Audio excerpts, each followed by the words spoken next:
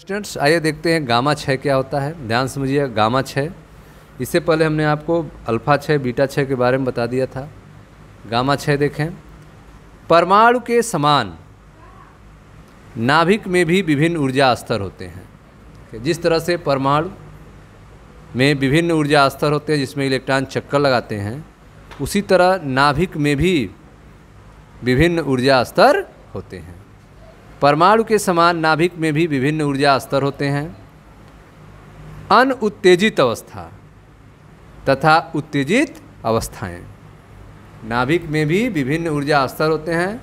कौन होते हैं? अनउत्तेजित अवस्था होती है और उत्तेजित अवस्था होती है।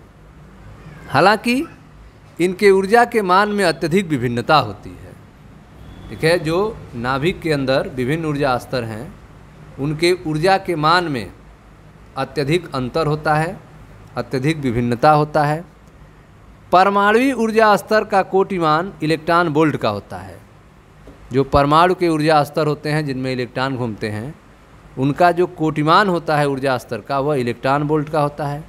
जबकि नाभिकीय ऊर्जा स्तर में, ठीक है, नाभिक के अंदर नाभिकीय ऊर्जा स्तर में ऊर्जाओं का अंतर जो होता है वह मिलियन इलेक्ट्रॉन वोल्ट कोटिमान का होता है।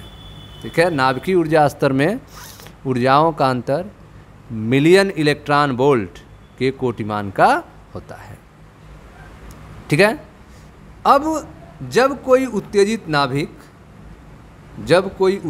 नाभिक निम्न उत्तेजित अवस्था अथवा अनुत्तेजित अवस्था में संक्रमित होता है, जब कोई उत्तेजित नाभिक एक्साइटेड न्यूक्लियस, जब कोई उत्तेजित नाभिक निम्न उत्तेजित अवस्था अथवा अनुत्तेजित अवस्था में संक्रमित होता है तो नाभिक के दोनों ऊर्जा स्तर के अंतर, तो नाभिक के दोनों ऊर्जा स्तर के अंतर के समान ऊर्जा का फोटान उत्सर्जित होता है।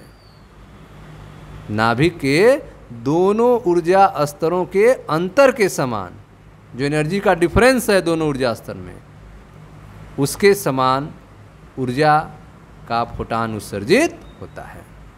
यही गामा 6 कहलाता है। यही क्या कहलाता है? गामा 6 कहलाता है। ठीक है, देखिए ध्यान से, यहाँ पे 27 कोबाल्ट 60 नाभिक के बीटा 6 में उत्सर्जित गामा किरणों के उत्सर्जन को दर्शाने वाला यह ऊर्जा स्तर आरेख है, जिसमें आप देख रहे हैं 27 कोबाल्ट 60 है बीटा।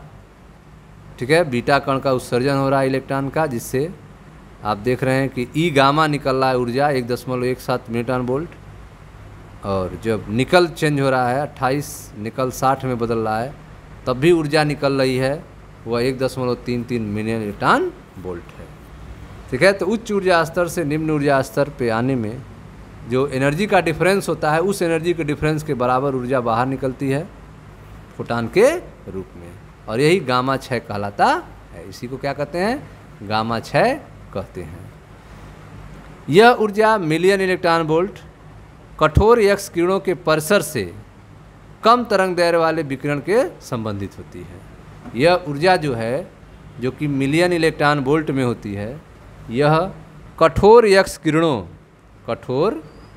किरणों के परिसर से कम तरंग दैर्घ्य वाले विकिरणों से संबंधित होती है। एक्स किरणों के परिसर से कम तरंग दैर्घ्य वाले विकिरणों से संबंधित होती है। सामान्यतः किसी गामा किरण का उत्सर्जन जो है कब होता है? तो सामान्यतः किसी गामा किरण का उत्सर्जन अल्फा अथवा बीटा 6 में विघटनज नाभिक उत्तेजित अवस्था में रहने की अवस्था में होता है।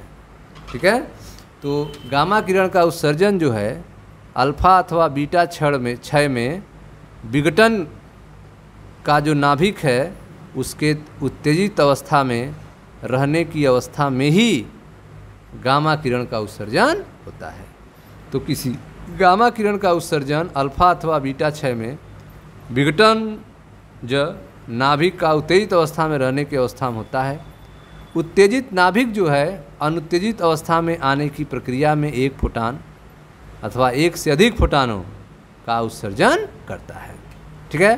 तो जब उत्तेजित नाभिक अनुत्तेजित अवस्था में आएगा, जब उत्तेजित नाभिक अनुत्तेजित अवस्था में आएगा तो इस प्रोसेस में एक फोटान अथवा एक से अधिक फोटान का उत्सर्जन होगा।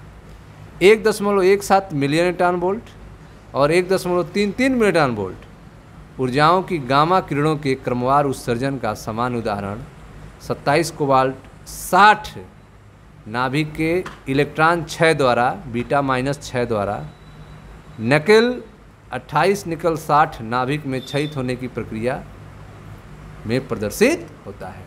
तो आप देख सकते हैं यह प्रक्रिया जिसके बारे में हमने बताया था, इसमें जो गामा क्षय हो रहा है वो 1.17 मिलियन वोल्ट और गामा हो रहा है दोबारा 1.33 मिलियन वोल्ट, और यह क्षय हो रहा है जब 27 कोबाल्ट 60 से एक बीटा कण निकल रहा है, बीटा माइनस निकल रहा है, तो यह परिवर्तन हो रहा है जिससे 28 निकल 60 का उत्पादन हो रहा है। ठीक है, तो यह था आपका गामा क्षय के बारे में। ठीक है, थैंक यू।